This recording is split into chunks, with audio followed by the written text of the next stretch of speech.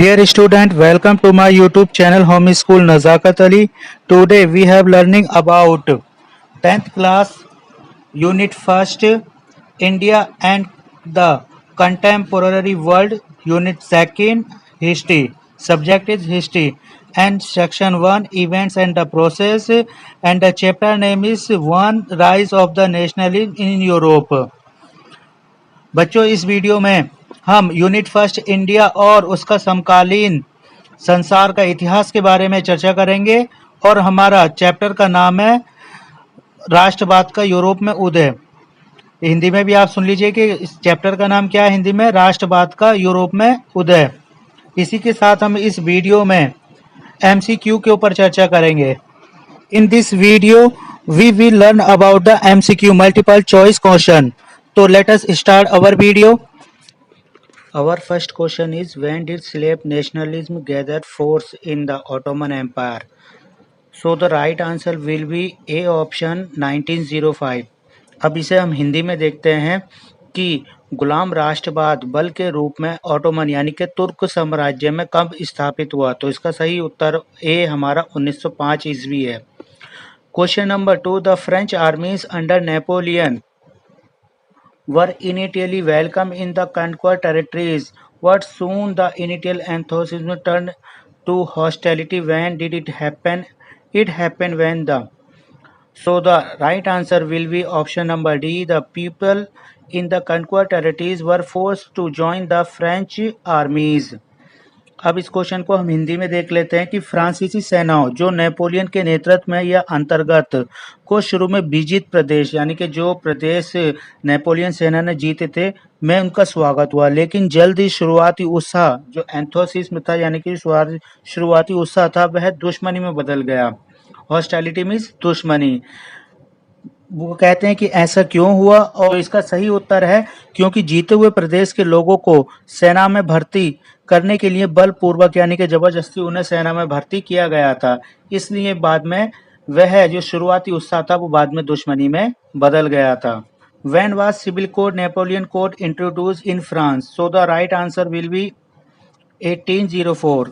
Question number 3 है कि Napoleon code कब लागू हुआ फ्रांस के अंदर, तो सही उत्तर होगा इसका 1804 ईस्वी। And now the question number 4, French artist Sorrieu prepared student, it is most important question, and the question number 3 is also very most important question. So read again. French artist Sorio prepared a series prints visualization his dream of a world made up into democratic social republic, and the right answer will be option number B 4। इस हिंदी में देखते हैं इसे कि जो French Sorio थे उनके द्वारा एक श्रृंखला शुरू की गई थी। फ्रांसीसी कलाकार सोरियो ने प्रिंटों की एक श्रृंखला तैयार की जिसमें लोकतांत्रिक और सामाजिक गणतंत्र के लिए किए गए सपनों को साकार किया गया। तो वो कहते हैं कि ये श्रृंखला कितने की थी, कितने प्रिंट में थी, 4 प्रिंट में थी। Next question is Giuseppe Mazzini was and, कि गोसेप मैजिनी क्या था या वो किस देश का नागरिक था या किस देश से संबंध रखता था। So the answer will be option number D Italian, कि जो गोसेप मैजिनी था वो इटालियन था। It is also most important question on the purpose for the board examination. Now the question number 6, when did English parliament seize power of the monarchy. So the right answer will be option number A 1688, 16th century 88, 1688।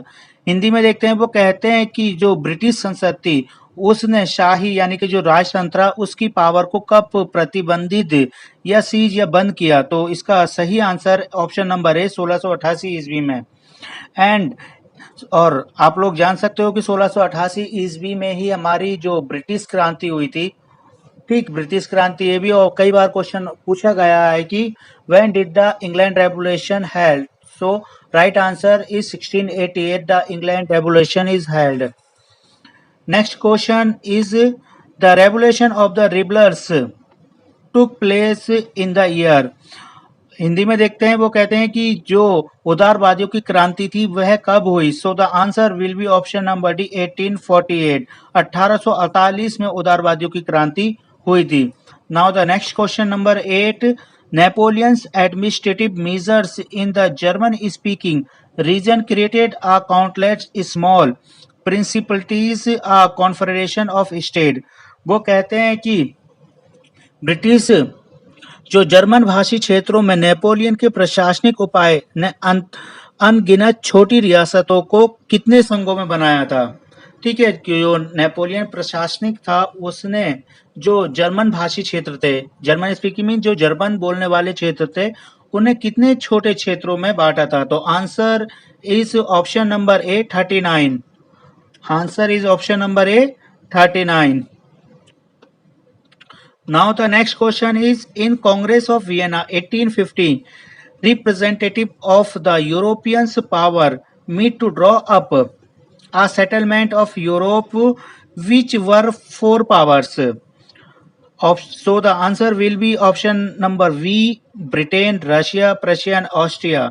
चलिए इस question को अब हिंदी में भी देखते हैं कि Vienna Congress संधि जो 1815 में हुई थी, यूरोप के लिए एक समझौता करने के लिए जो यूरोपीय शक्ति थी या टीम कह सकते हैं या हम इसे संघ भी कह सकते हैं, कि उन शक्तियों को जो प्रतिनिधित्व कर रही थी वह चार शक्तियां कौन कौन सी थी। और ये भी आपका एक मोस्ट इंपोर्टेंट क्वेश्चन है। तो answer will B Britain, Russia, Prussia and Austria. इसका सही आंसर है। Next, now the next question and the last question is, which of the following pairs is correct. वो कहते हैं इनमें से कौन सा जोड़ा सही है।